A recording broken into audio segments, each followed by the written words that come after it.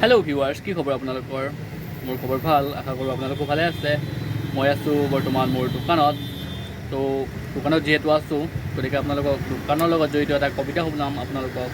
কবিতাটো মই লিখা নহয় বাৰু, কবিতাটো ফেচবুকৰ পৰা অনা। কবিতাটো সেইসকল ব্যক্তিৰ বাবে যিসকলে নেকি দোকানত বাকী বিচাৰি আহে। তো কবিতাটো হৈছে এনেকুৱা: হাঁহি চকুলো জীৱনৰ মিলন, বাকী বিচাৰিলে দোকানীৰ মৰণ। বৰষুণ হয় ডাৱৰৰ পৰা, আকাশৰ পৰা নহয়। বন্ধুত্ব হৈছে মোৰ লগত, ব্যৱসায়ৰ লগত নহয়। समझ रहे हो समझ रहे हो आप তো কেনেকুৱা পালে আপোনালোকে কমেণ্ট এটা কৰি জনাব।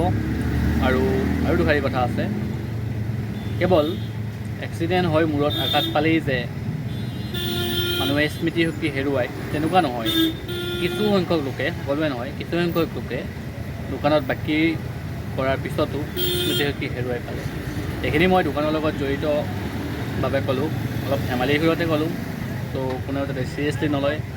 আৰু যদি আপোনালোকে চাই ভাল পাইছে, শুনি ভাল পালে, লাইক এটা কৰি দিব। আৰু যদি মোৰ চেনেলটো ছাবস্ক্ৰাইব কৰা নাই তেনেহ'লে ছাবস্ক্ৰাইব কৰি দিব। তো ধন্যবাদ।